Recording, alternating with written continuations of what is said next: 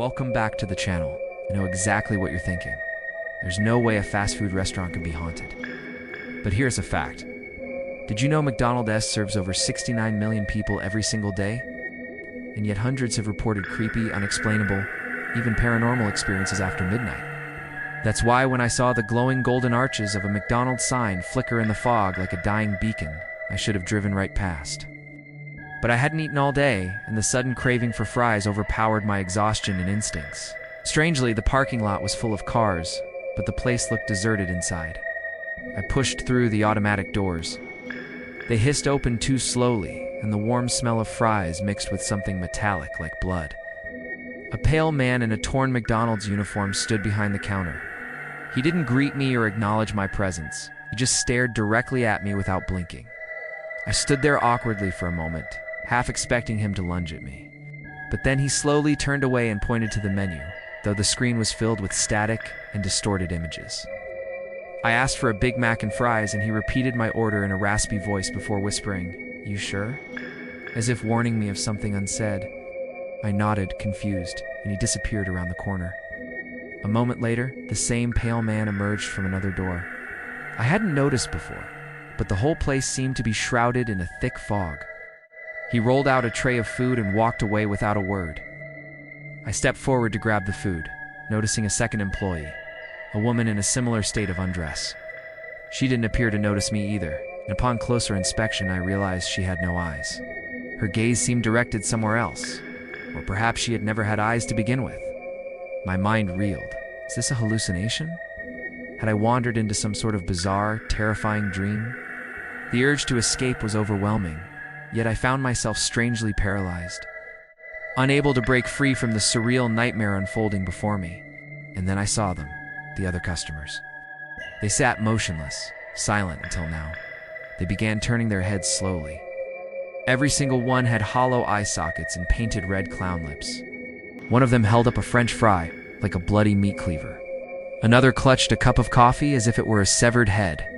Panic surged within me, urging me to flee. But my legs felt rooted to the spot. I wanted to scream, to shatter the unnerving silence, but no sound escaped my lips. A voice suddenly crackled over the intercom, cheerful and utterly devoid of warmth. "Thank you for joining us in our forever meal." I managed to stumble backward, crashing into a chair, which collapsed under my weight. It melted into me, its metal legs gripping my legs like icy hands from beneath the floor. The pale man reappeared, his eyes gleaming with a disturbing light.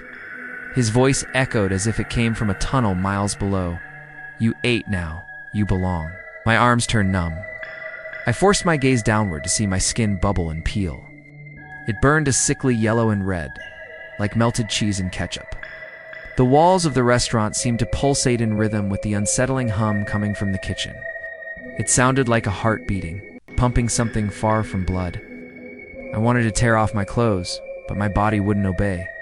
My skin grew clammy and cold. Then, from the corner of my eye, I saw movement. A Happy Meal box crawled across the floor, dragging behind it a trail of teeth and wrappers. I tried to scream, but only a strangled sound escaped my throat. All around me, the other customers stirred, their eyes now burning red embers in the darkness. Above the hum from the kitchen, I heard the sizzle of the fryer roaring to life. The smell of oil and something else, something faintly sweet, yet putrid, filled the air. The lights flickered back on, revealing a horrifying sight. The man stood before me, no longer pale, but grinning broadly, revealing teeth that were just a bit too sharp, a bit too long.